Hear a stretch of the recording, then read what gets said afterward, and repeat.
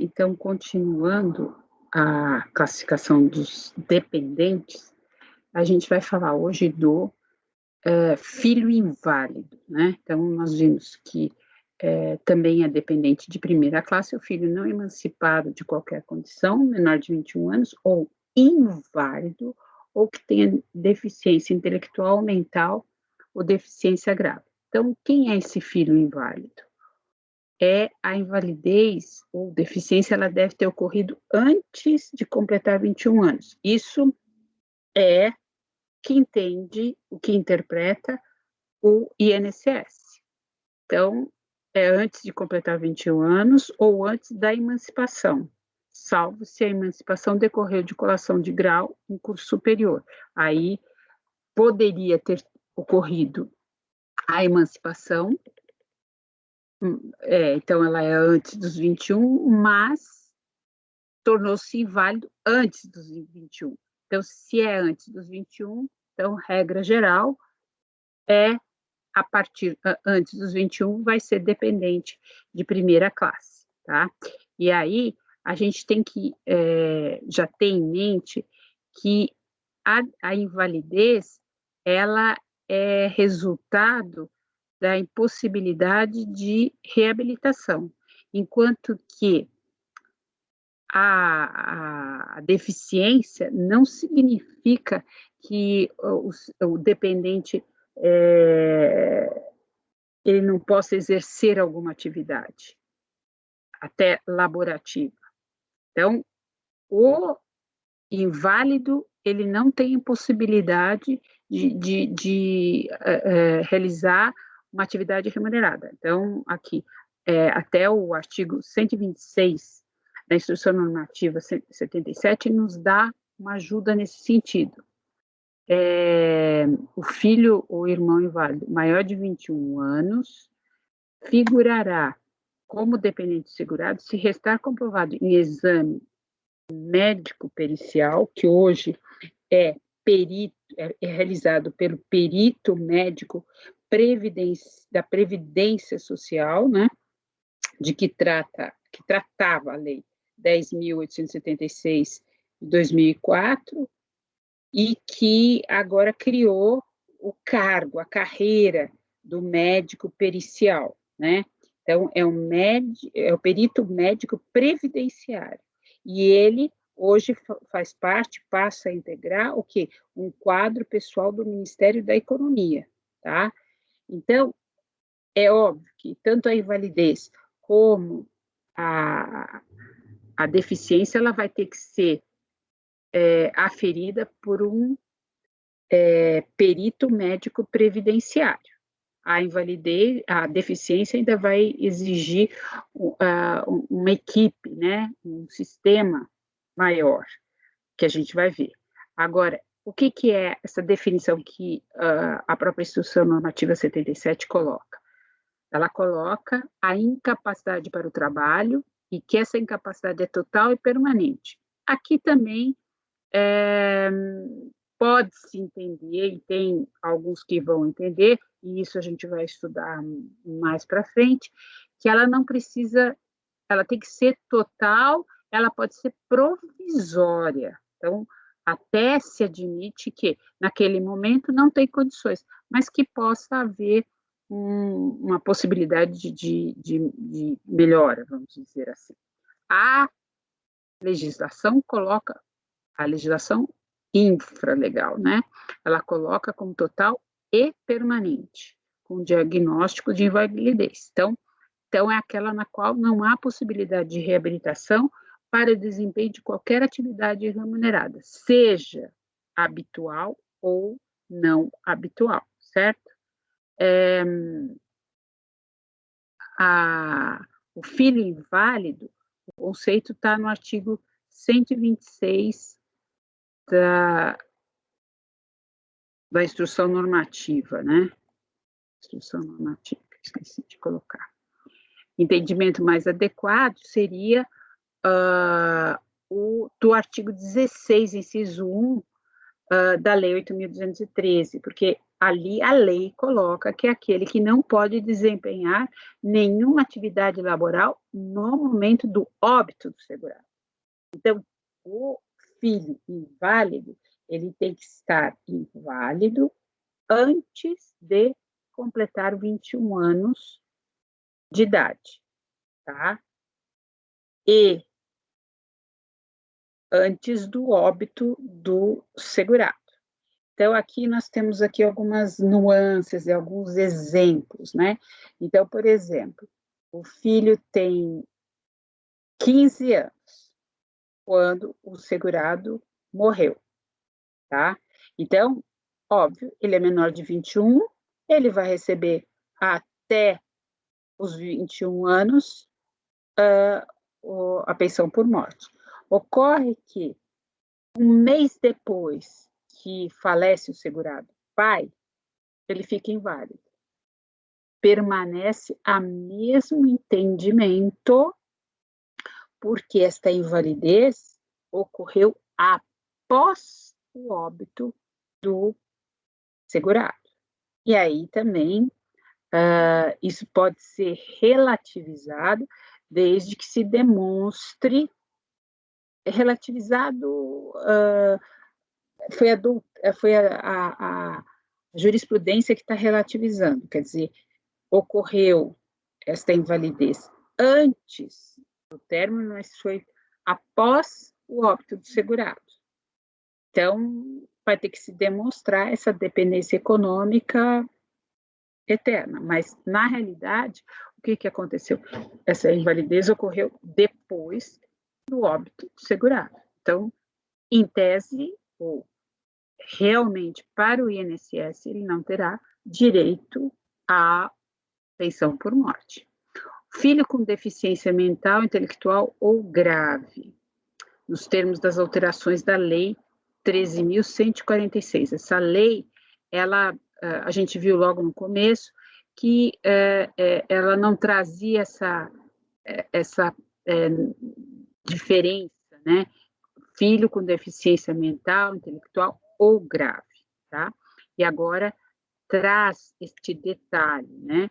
Englobando o deficiente, tanto o deficiente mental, o intelectual e o grave. Aqui a gente tá interpretando aquele físico, então uma deficiência física grave, tá?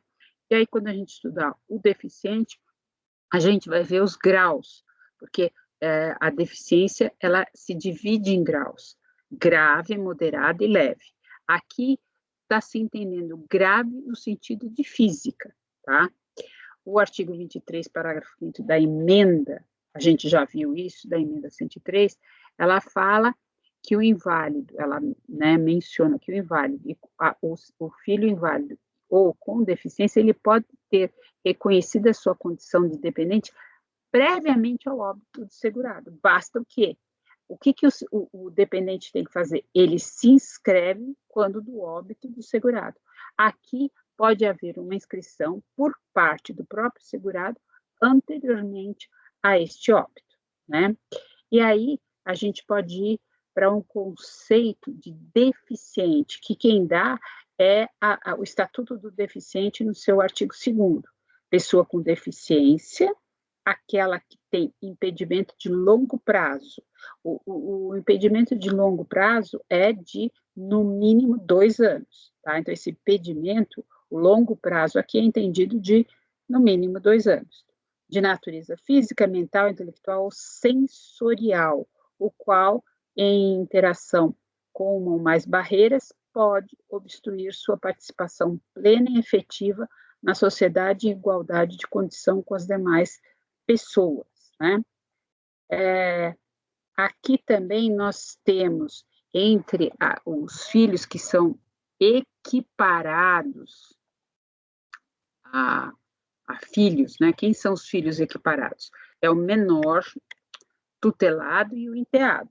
Só que estes, a gente viu que eles devem comprovar a dependência econômica. A questão aqui da prova da deficiência econômica é aquilo que a gente já viu. E isso foi muito alterado e ratificado por diversas vezes, por diversos momentos, pela emenda 103 de 2019. Então, a questão da prova é início de prova material contemporânea dos fatos, dentro daquele período anterior ao óbito, né, de 24 meses, e do recolhimento à prisão do segurado, né? Então, a partir da data que ele foi preso, também os últimos 24 meses para comprovar essa dependência econômica, vedada a prova exclusivamente testemunhal. Vejam, essa questão da vedação da prova testemunhal, ela só estava com relação ao segurado especial. Quando a gente fala em segurado especial, aquele da lide rural ou do pescador artesanal, sempre antes de todas essas alterações legais, sempre se falava, o único que não poderia ter unicamente prova testemunhal era o segurado especial.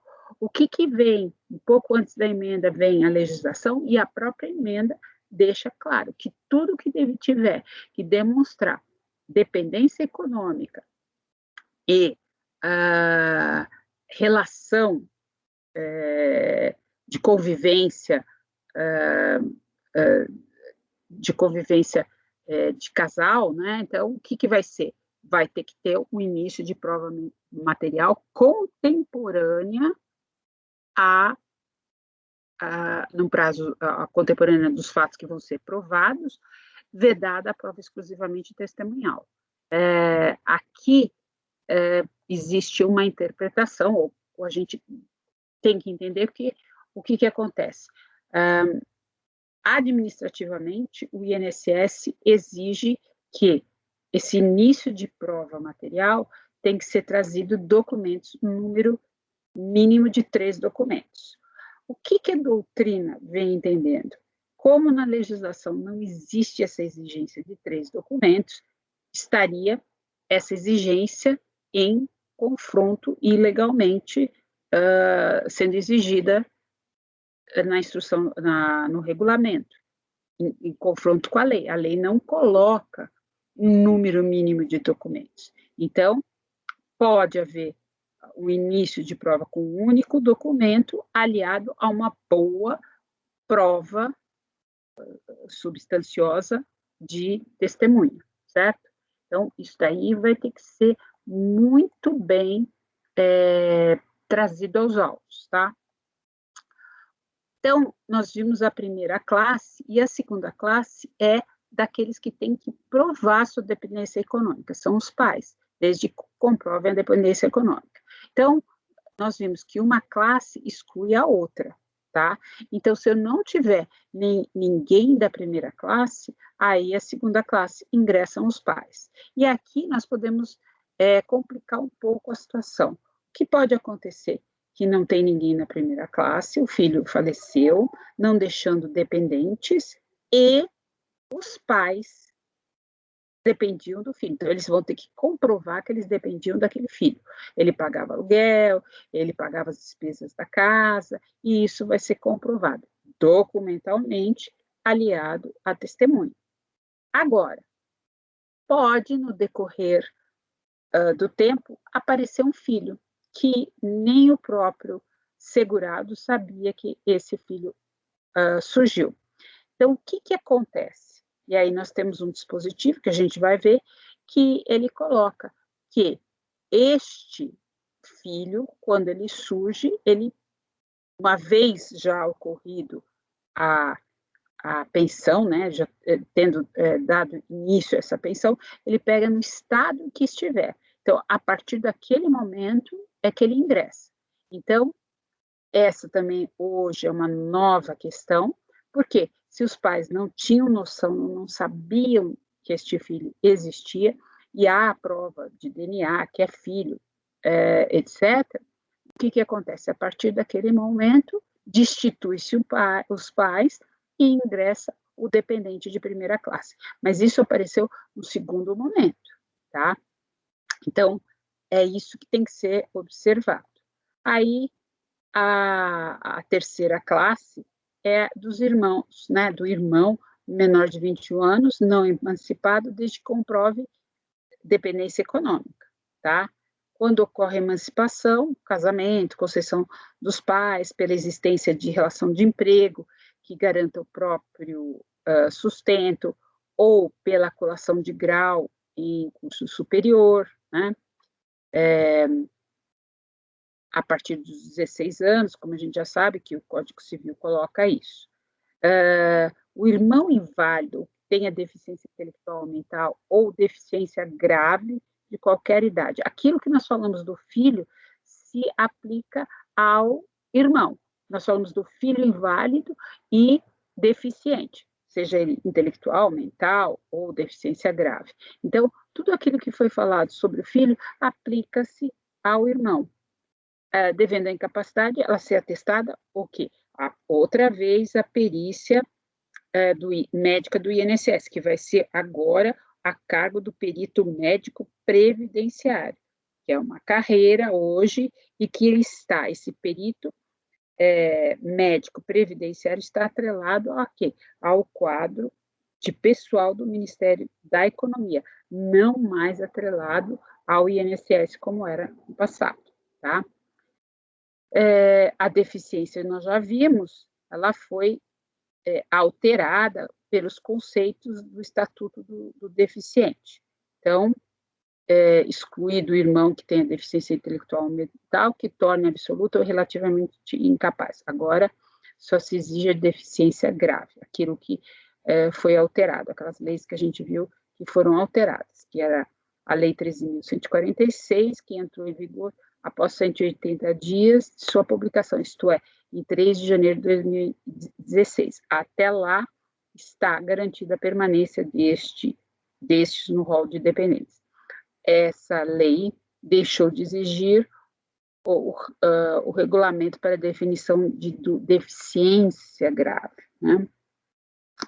E aí a gente viu que deficiente é aquele que tem impedimento de longo prazo, que é o de 2 anos, de natureza física, mental, intelectual ou sensorial, o qual, sem interação com uma ou mais barreiras, pode obstruir sua participação plena e efetiva na sociedade em igualdade de condição com as demais pessoas. Vocês vejam que o conceito de deficiência não diz que ele não que o deficiente não pode exercer uma atividade laborativa, ele pode ter impedimento para interação com uma ou mais barreiras, então, que pode obstruir a participação plena e efetiva, mas não é como o inválido está impossibilitado de exercer atividade laborativa, então, daí a sua diferença, né?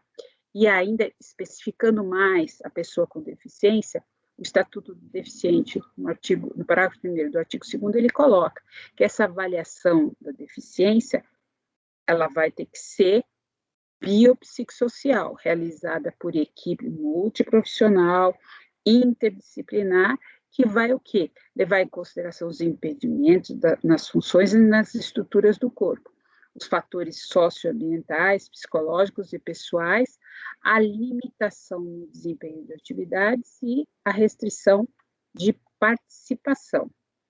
A deficiência antes dos 21 anos, né? Então, segundo o artigo 17 do Decreto 3.048, que é o regulamento, ele coloca que a perda da qualidade ocorre para o filho e irmão de qualquer condição ao completarem 21 anos de idade, se inválidos, desde que a invalidez tenha ocorrido antes de completarem 21 anos de idade, tá? A mesma coisa com relação ao deficiente. E aí que vem aquilo que eu iniciei. A deficiência antes dos 21 anos de idade, ela pode ser relativizada. Então, nós temos a Turma Nacional de Uniformização de Jurisprudência, ela coloca que o maior de 21 inválido continua como dependente, né, no caso de invalidez posterior, com presunção relativa de dependência econômica, cabendo ao quem? Ao INSS desconstituída.